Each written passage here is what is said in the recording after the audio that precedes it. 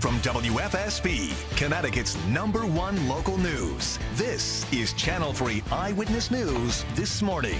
All right, good morning, everyone. Today is Friday, December 23rd. I'm Nicole and Scot. Thanks for joining us. We, of course, are in that early warning weather alert, so we are going to send things right over to meteorologist Scott Haney, who has been tracking the very latest for us. What can we expect right now, Scott? Well, actually, Nicole, it is getting a little bit better in terms of rainfall, so that's some good news. You can see, according to our Doppler, the only live Doppler radar in Connecticut, we still have moderate bands of rain pushing through the state, but they're in northern Connecticut right now.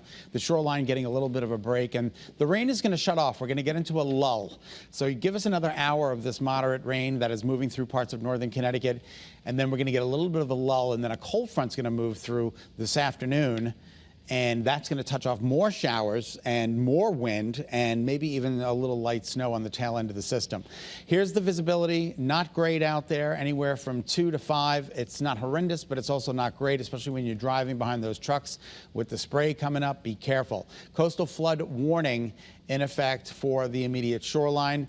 That is unfortunate. Between the hours of 8 and 1 today during the time of high tide, there is high tide, 8:42 to 10:41 this morning. So that's when it's going to be the roughest, okay? Wind advisory in effect for winds gusting in excess of 50 miles an hour.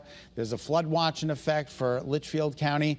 There's also a wind chill advisory in effect for northern Litchfield County from 7 p.m. tonight until noon time tomorrow. The nation, it's getting a little bit better, but still, we have those winter storm warnings in effect for the Midwest and the Northern Plains. So just be careful if you have travel destinations to that part of the country. You want to call ahead and find out what's going on. We are in early warning weather alert, 2 to 3 inches of rain.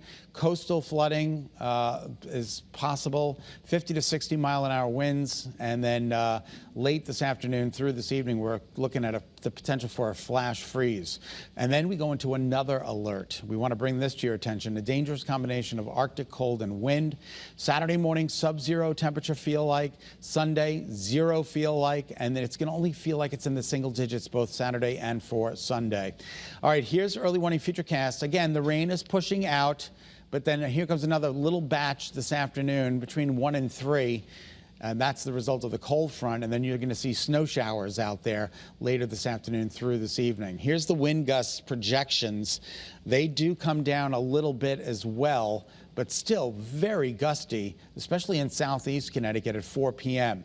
Then the front goes by, the winds diminish a little bit. They'll be out of the north and west, west-northwest, and that's going to be pumping in all of that cold air. Saturday at 2 a.m., the gusts are still with us to 30 miles an hour. Even Saturday during the day, those gusts are with us to 30 miles an hour. So hang on to your hats. Here's the feels like. Watch this. It feels like it's in 55 to 60 out there this morning. By 9 o'clock tonight, it feels like it's in the single digits, if not below 0.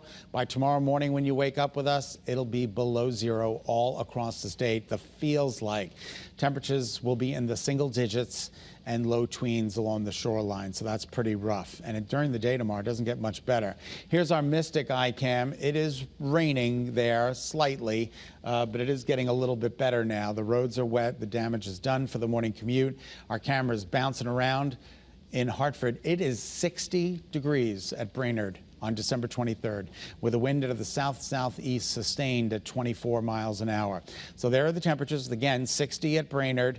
Remarkable. There are the sustained winds to 29 miles an hour at Bradley, and there's the gust to 48 right now in Meriden. So you got to hang on to your hats, okay?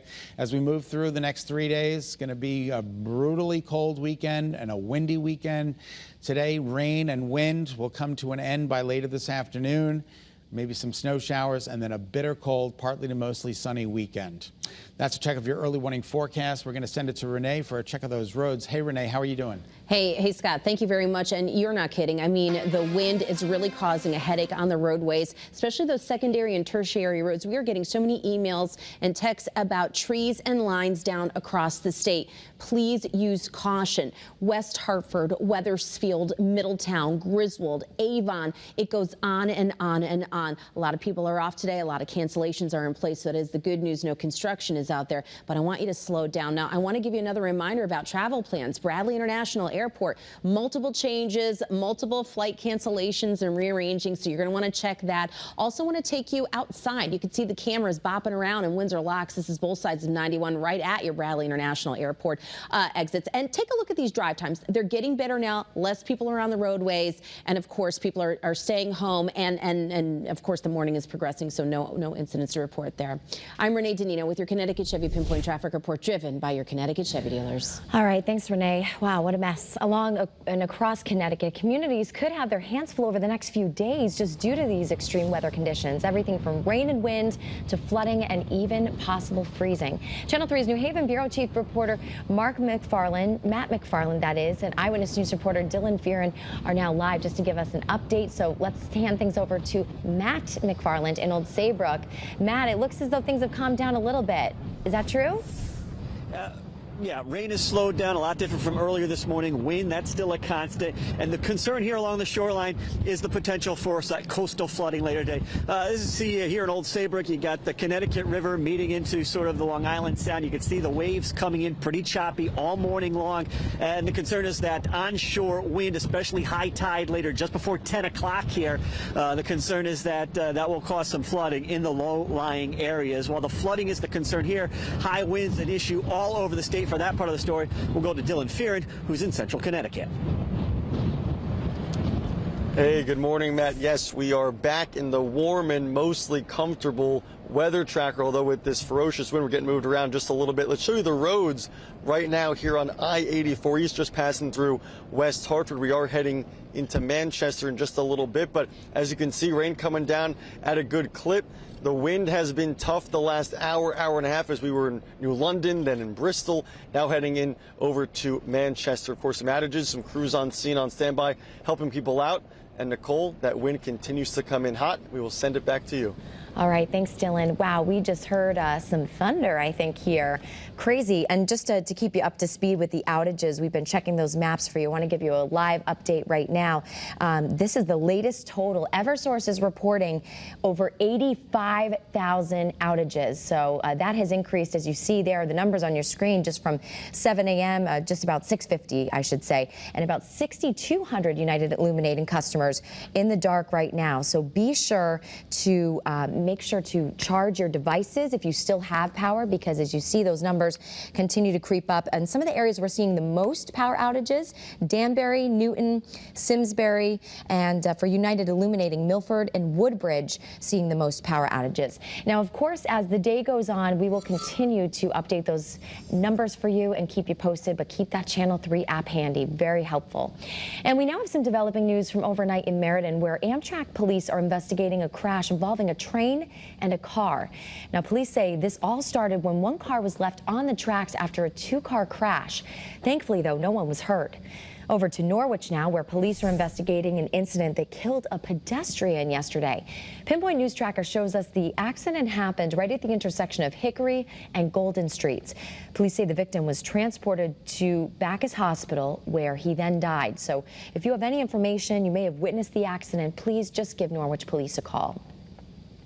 And now we have some new information on a man who was hit by a car on Wednesday. We now know that the man hit 60-year-old Carlos Galarza of Bridgeport, and that Carlos Galarza passed away. Police are still investigating what exactly caused that crash, but again, they did say that all involved parties have cooperated. And if you have any updates to that, please give West Hartford Police a call.